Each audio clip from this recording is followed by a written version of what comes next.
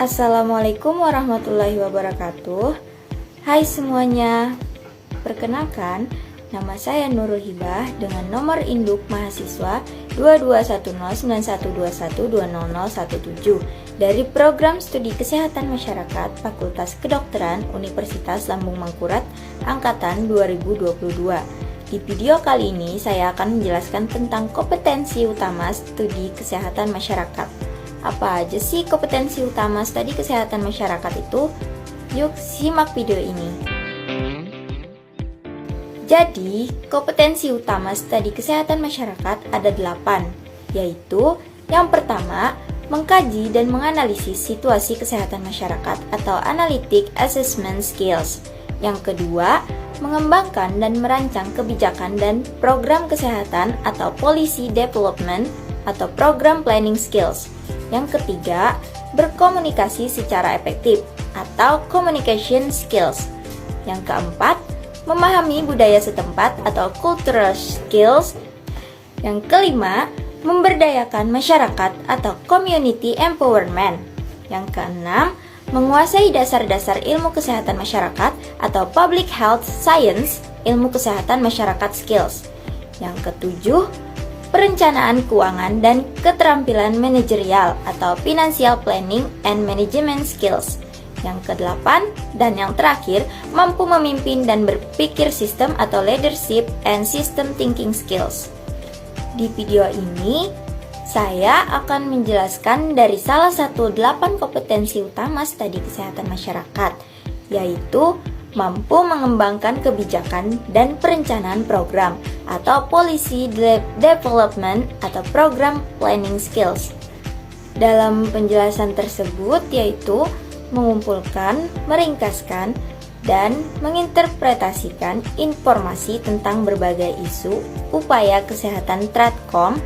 Jadi, di sini upaya yang dilakukan adalah dengan pengembangan integrasi pelayanan kesehatan tradisional ke dalam fasilitas pelayanan kesehatan atau puskesmas melalui peningkatan kemampuan tenaga kesehatan, optimalisasi penapisan, dan pemberdayaan masyarakat melalui asuhan mandiri di bidang kesehatan tradisional. Memilih kebijakan dan memformulasikannya dengan jelas. Artinya di sini masalah yang sudah masuk dalam agenda kebijakan tersebut kemudian akan dibahas oleh para pembuat kebijakan. Masalah-masalah tersebut didefinisikan untuk kemudian dicari pemecahan masalah yang terbaik. Pemecahan masalah tersebut berasal dari berbagai alternatif atau pilihan kebijakan yang ada. Membahasakan implikasi kesehatan, fiskal, administrasi, legal, sosial, dan politik dari satu kebijakan. Yang dimaksud dari kata implikasi dapat diartikan sebagai yang termasuk atau tersimpul dan atau yang disugestikan, tetapi tidak dinyatakan. Sama halnya dengan kesehatan fiskal. Semakin tinggi masalah yang dihadapi suatu negara, maka tekanan juga semakin besar. Dan ketika tidak ditopang dengan luas area atau pendapatan yang cukup, akibatnya pertahanan bisa jebol, atau bahkan dalam beberapa kasus menjadi pemicu terjadinya kebangkrutan dan krisis ekonomi. Adapun administrasi kesehatan adalah suatu kegiatan perencanaan, pelaksanaan, dan pengendalian, serta pengawasan dan pertanggungjawaban penyelenggaraan pembangunan kesehatan. Kemudian, hukum kesehatan adalah seluruh kumpulan peraturan yang mengatur tentang hal-hal yang berkaitan dengan kesehatan yang bertujuan untuk memberikan keyakinan diri kepada tenaga kesehatan dalam menjalankan profesi kesehatan yang berkualitas dan selalu ada pada jalur yang aman, tidak melanggar etika dan ketentuan umum.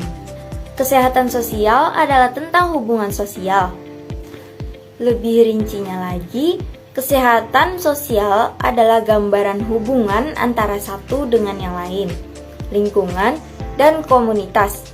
Dan yang terakhir yaitu politik kesehatan yang memiliki pemahaman yaitu ilmu dan seni untuk memperjuangkan derajat kesehatan masyarakat dalam satu wilayah melalui sebuah sistem ketatanegaraan yang dianut dalam sebuah wilayah atau negara untuk menciptakan masyarakat dan lingkungan sehat secara keseluruhan.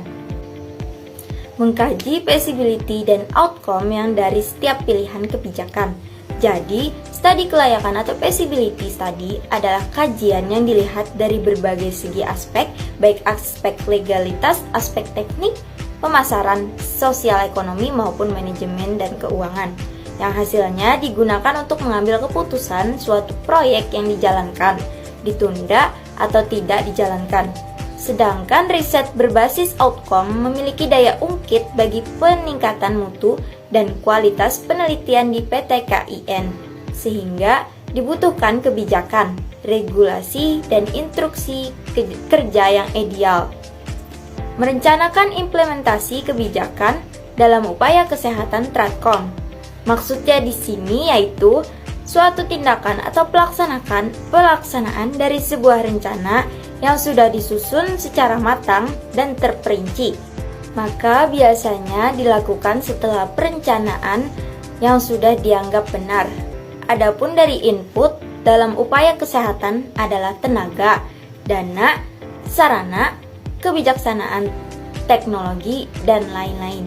Proses mencakup kegiatan untuk mencapai kapasitas cakupan pelayanan kesehatan.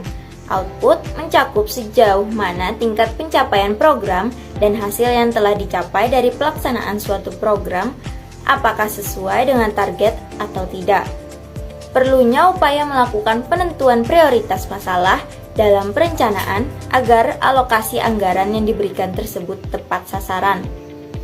Berikutnya, mengubah kebijakan menjadi rencana organisasi, struktur, dan program.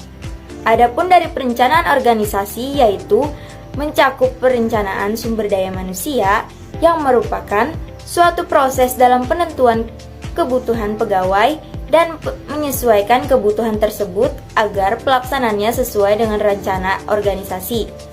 Untuk perencanaan struktur adalah bertujuan untuk menghasilkan suatu struktur yang stabil, cukup kuat, mampu layani, awet, dan memenuhi tujuan-tujuan lainnya seperti ekonomi dan kemudahan pelaksanaan.